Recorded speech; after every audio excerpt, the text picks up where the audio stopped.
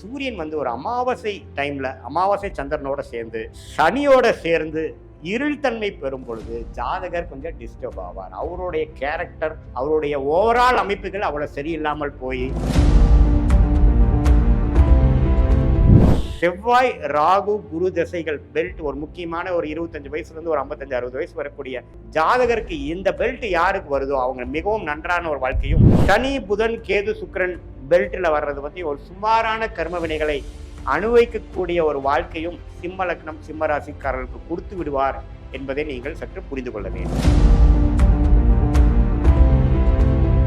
சந்திரன் வந்து சிம்ம லக்னம் சிம்ம ராசிக்கு ஓரளவுக்கு யோகமான ஒரு கிரகமாக தான் வரார். வெளிநாடு விஷயங்கள், விரயங்கள் விஷயங்கள், சுப விரயங்கள்லாம் கொடுக்கக்கூடிய அமைப்புகள் இருக்கு, அது தவறில்லை. ஆனா அவரே வந்து ராகு சனிங்கிற கிரகத்தோட சம்மந்தப்படும் பொழுது சில பிரச்சனைக்குரிய ஒரு அமைப்பும், வெளிநாட்டில் போய் கஷ்டப்படணும், முதலீடுகளில் போய் ஒரு இக்கட்டான சூழ்நிலை, தூக்கத்தில் ஒரு சில பிரச்சனைகள், அது மாதிரி சில பாவங்களை கொடுக்கக்கூடிய அமைப்புகளாக இருக்கிறார்.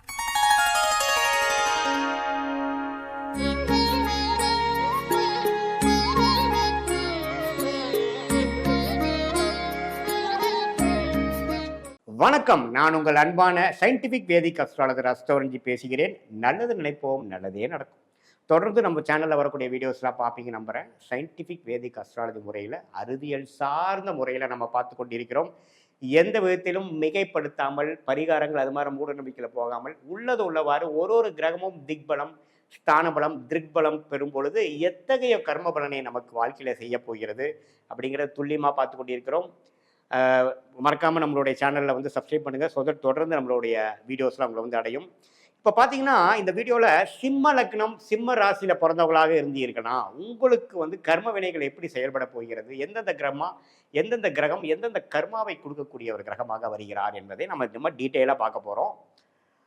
சூரியனுங்கிற கிரகம் தான் மிகவும் முக்கியமான கிரகமாக சிம்ம லக்ன சிம்ம ராசிக்காரர்களாக உங்களுக்கு முக்கியம். ஏன்னா அவர் தான் ராசி அதிபதியாகவும் லக்னாதிபதியாகவும் வருகிறார். அவர் 10ஆம் இடத்துல திக்பலம் பெறும் பொழுதும் 9ஆம் இடத்துல வந்து உச்சம் பெறும் பொழுதும் ஜாதகர் வலு பெறுகிறார். அதே கொஞ்சம் குரு பார்வை, சுக்கிரனுடைய அஸ்தங்க பண்றது, சுப கிரகம், பௌர்ணமி அன்னைக்கு பிறந்த ஒரு அமைப்புல இருக்கும் பொழுது உன்னமே ஜாதகர் வந்து ஒரு மேன்மையான வாழ்க்கை வாழ்வதற்காக தான் இந்த பிறவி பிறந்திருக்கிறாருங்கிறத நீங்க புரிந்து கொள்ள வேண்டும். ஆனா சூரியன் வந்து ஒரு அமாவாசை டைம்ல அமாவாசை சந்திரனோட சேர்ந்து சனியோட சேர்ந்து இருள் தன்மை பெறும் பொழுது ஜாதகர் கொஞ்சம் டிஸ்டர்ப் ஆவார். அவருடைய கேரக்டர், அவருடைய ஓவரால் அமைப்புகள் அவ்வளவு சரியில்லாமல் போய் வாழ்க்கையில கொஞ்சம் அப்ஸ் அண்ட் டவுன்ஸ் இருக்கக்கூடிய அமைப்பு வந்துருதுங்கிறது பார்க்கணும். அது எது மாதிரி அப்ஸ் எது மாதிரி அப்புங்கிறது நம்ம டீட்டெயிலாக போகும்பொழுது நம்ம தெரிஞ்சுக்கலாம். அதே சமயத்தில் சூரியன் வந்து 3ஆம் இடத்துல நீச்சம் ஆகும் பொழுது, லக்னாதிபதி ராசி அதிபதி நீச்சம் ஆகும் பொழுது கொஞ்சம் பிரச்சனைக்குள்ளாகிறார். ஸோ எப்பவுமே ஓரளவுக்கு ஸ்ட்ராங் திருக்பலம் ஸ்தானபலம் பெறும் பொழுது நல்ல அமைப்பும், நீச்ச பலம் சனி அப்படிங்கிற பாவ கிரகத்தின் இருள் கிரகத்தோட சேரும் பொழுது அதே சமயத்தில் நிஷ்பலம் 10ஆம் இடத்துல போகும்பொழுது திக்பலமும் 4ஆம் இடத்துல நிஷ்பலமும் பெறும்பொழுது கொஞ்சம் டிஸ்டர்ப் ஆவார். குறிப்பாக சூரிய திசைங்கிறது கொஞ்சம் அந்த டிஸ்டர்பன்ஸ் கொடுக்கக்கூடிய ஒரு காலகட்டமாக வந்துவிடும். அடுத்தபடியாக மிக முக்கியமான கிரகம் சிம்ம லக்னம் சிம்ம ராசிக்காரருக்கு யார் என்று பார்த்தால் செவ்வாய் தான் ராஜயோக அதிபதியாக வருகிறார். அடுத்தபடியாக குரு வருகிறார். ஸோ குருவும் செவ்வாயும் சூரியன் என்று சொல்லப்படுகிற ராசி அதிபதி லக்னாதிபதிக்கு மிகப்பெரிய நண்பராகவும் மிக முக்கியமான கிரகமாக வருகிறார். செவ்வாய் திசை குரு திசையெல்லாம் வருமாயின் சிம்ம லக்ன சிம்ம ராசிக்காரர்கள் வாழ்க்கையில வெற்றி பெற்று நல்ல ஒரு வாழ்க்கை, நல்ல ஒரு வெற்றி, குழந்தை, குடும்பம், தொழில், வேலை, ஃபினான்ஷியல் growth எல்லாத்தையும் பெறக்கூடிய அமைப்புகள் இருக்குன்னு தெரிஞ்சுக்கலாம். அதே குரு செவ்வாய் சனி ராகுவோட சேர்ந்து ஒரு அஃப்ளிக்ஷன் என்று சொல்லப்படுகிற பாவத்துவம் பெறும் பொழுது நான் சொன்ன பலன்கள் சற்று குறையும், சில விஷயங்கள் பாதகமாக வரும், சில பிரச்சனைகள் வரக்கூடிய அமைப்பு இருக்குங்கிறத நீங்க தெரிந்து கொள்ள வேண்டும். ஸோ சூரியனுக்கு அடுத்தபடியாக குரு செவ்வாய் மிகவும் முக்கியம்னு தெரிஞ்சிட்டீங்க. அதே சமயத்தில் நல்ல பலன்கள் குரு செவ்வாய் ஆட்சி பலத்தோட குரு சுக்கிரனோட சம்மந்தப்படும் பொழுது அற்புதமான பலன்கள் கோடியாய் கொட்டக்கூடிய அமைப்பு அந்த குரு திசையும் செவ்வாய் திசையும் கொடுப்பார் என்பதை நீங்கள் தெரிந்து கொள்ள வேண்டும். மிகவும் சுமாரான திசை, கவனமாக இருக்க வேண்டிய ஒரு கிரகம் வந்து சனி. சூரியனுக்கு பிடிக்காத கிரகம் என்று சொல்லப்படுகிற ஒளி கிரகமாகிய சூரியனுக்கு இருள் கிரகம் என்று சொல்லப்படுகிற சனி பிடிக்காத கிரகமாக வருவதனால் சனி வந்து ஒரு மிக முக்கியமான ஒரு கிரகமாக வருகிறார். அந்த சனி வந்து கொஞ்சம் ரிஸ்கான ஒரு பாவத்தில் ராகுவோட சேர்ந்து கொஞ்சம் தவறான ஒரு இடத்துல இருக்கும் பொழுது ஒரு பாவத்துவமான ஒரு விஷயத்தை கொடுக்கிறார் என்பதை நாம் புரிந்து கொள்ள வேண்டும்.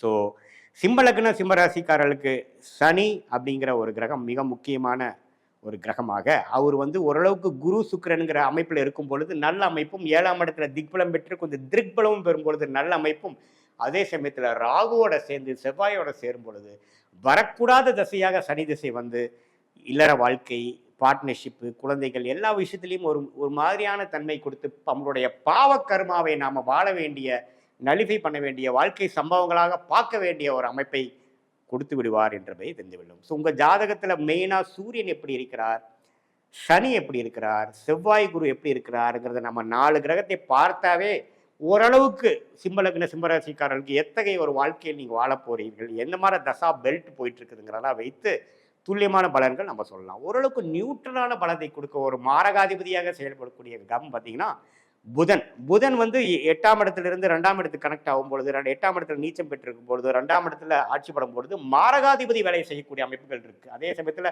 ஒரு மிடில் ஏஜில் வருது, ஜாதகருக்கே கொஞ்சம் ஆயுசு குற்றம் இருக்கும் பொழுது புதன் திசை வரும்பொழுது கேர்ஃபுல்லாக இருக்க வேண்டிய ஒரு திசையாக கண்டிப்பாக கன்சிடர் பண்ணணும். அதே சமயத்தில் கொஞ்சம் பாவத்துவமாக ராகு சனியோடு இருக்கும் பொழுது முன்னமே மாரகத்தன்மை கொடுக்கக்கூடிய அமைப்புகள் உண்டு.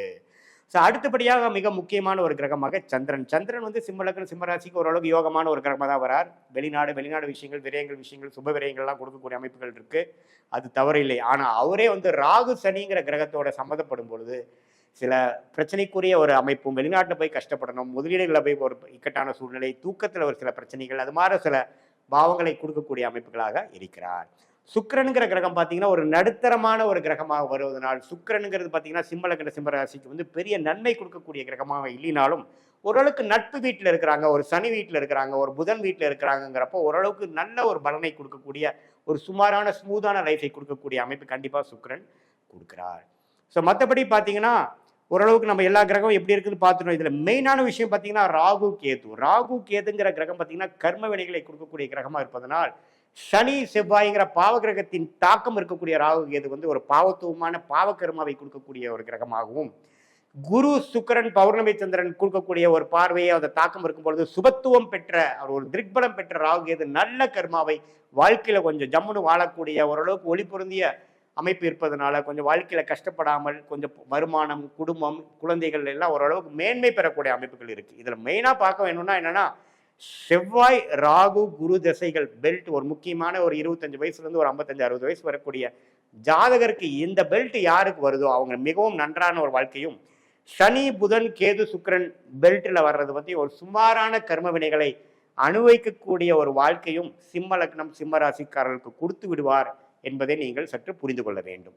ஸோ இதுதான் வந்து ஒரு ஜென்ரல் பேட்டர்ன். பார்த்தீங்கன்னா சிம்ம லக்ன சிம்ம ராசிக்காரர்களுக்கு மிகவும் முக்கியமான கிரகம் சூரியன், அடுத்தபடியாக குரு செவ்வாய், அதுக்கப்புறப்படியான கவனத்துக்கு மிகவும் கவனமாக இருக்க வேண்டிய ஒரு கிரகமாகவும் ஒரு அந்த தசையே வந்து கேர்ஃபுல்லாக இருக்கக்கூடிய தசையாக இருக்கிறது சனி. இதில் வந்து திருக்பலம் ஸ்தானபலம் திருக்பலம் பெறும்பொழுது நல்ல பலன்களும், ராகு சனி செவ்வாய்ங்கிற பாவகிரகங்களோட தாக்கம் பெற்று அந்த கிரகங்கள் இருக்கும் பொழுது பாவகிரகமும் பாவத்துவமான கர்மாவை நம்ம வாழ்க்கையில் அனுபவிக்கங்கிறத நீங்கள் தெரிஞ்சுக்கணும். இது வந்து ஒரு பொதுவான பலன்களை தவிர உங்களுடைய ஜென்ம ஜாதகத்தில் ஒரு கிரகமும் எந்தெந்த டிகிரியில் இருக்குது அப்படிங்கிறது சயின்டிஃபிக் வேதிக் அஸ்ட்ராலஜி முறையில் நாம் அதை பார்த்து எது மாதிரி ஒரு பலன்கள் எடுக்கணும், எது மாதிரி கர்ம வினைகள் வந்து செயல்படும், இந்த கிரகம் எது மாதிரி ஆதிபத்தியத்தை கொடுக்கும், எது மாதிரி விஷயத்தில் எது மாதிரி கொடுக்கும், தசா புக்தி அந்தரம் சூக்ஷமும் வகையில் நம்ம பிரித்தெடுத்து பார்க்கும் பொழுது எந்த கிரகம் எப்படி செயல்படுவாருங்கிறது துல்லியமான பலன்கள் நாம் செய்யலாங்கிறது நீங்கள் தெரிஞ்சுக்கணும். இது வந்து ஒரு பொதுவான பலன்.